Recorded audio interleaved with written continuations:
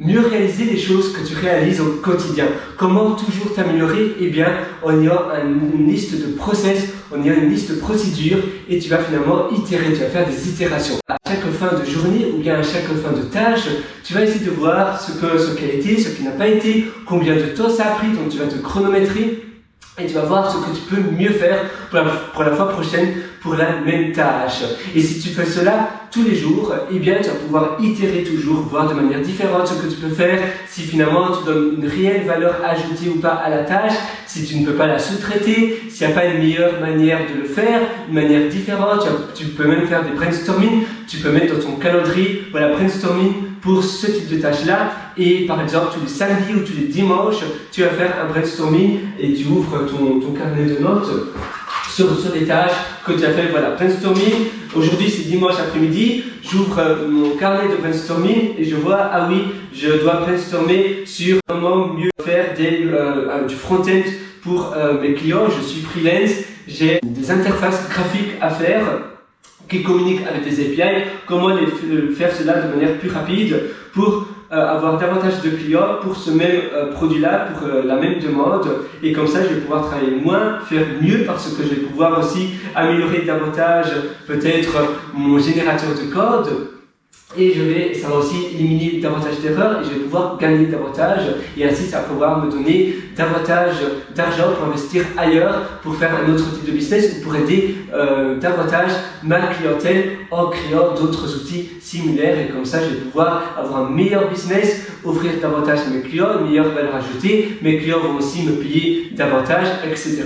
Et on a une liste de process pour toujours itérer, pour toujours voir comment tu peux mieux faire le lendemain que la veille. La même chose pour toi, ne te compare jamais aux autres parce que si tu te compares aux autres, finalement tu compares ton intérieur que tu connais avec l'extérieur, la devanture des autres.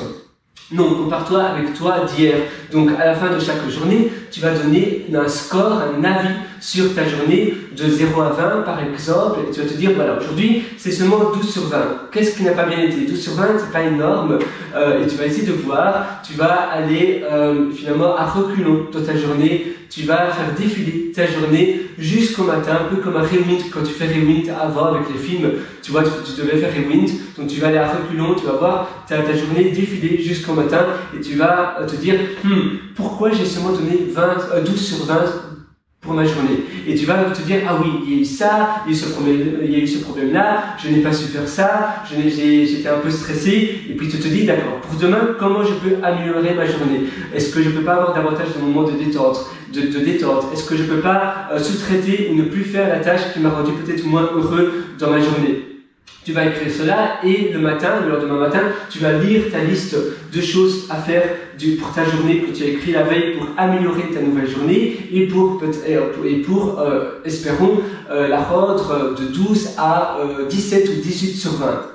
Donc tu vas te dire, voilà, aujourd'hui, je dois sous-traiter cela, je dois plus faire cela, je dois plus gaspiller mon temps à faire cela, je dois avoir davantage de moments de détente, des moments dans mon bain, des moments dans mon jacuzzi, ou bien je dois prendre un spa 1 fois par semaine pour faire autre chose, j'aimerais avoir davantage de clients pour mon business, pour avoir davantage d'argent, davantage de revenus, et ainsi ça va me rendre davantage heureux et libre, et ainsi de suite. Tu vois, il faut faire cela pour finalement avoir des journées parfaites, donc une vie parfaite. Parce que finalement, une vie parfaite, c'est plein de belles journées. Une belle vie, c'est l'accumulation de journées d'exception, de journées sublimes. Sur ce, moi, je te souhaite tout le meilleur du fond du cœur.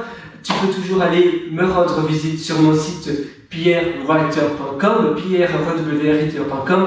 Là d'ailleurs, j'étais aussi concocté un atelier qui s'appelle Bellevie, qui est un atelier qui vit avec moi parce que je le mets continuellement à jour.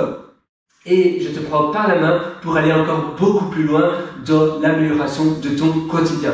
Moi, je te souhaite tout le meilleur, à très bientôt et vis une vie d'exception. Finalement, tu peux tout faire. Focalise ton énergie sur ce que tu peux contrôler et comment tu peux améliorer ton quotidien. À très bientôt. Ciao.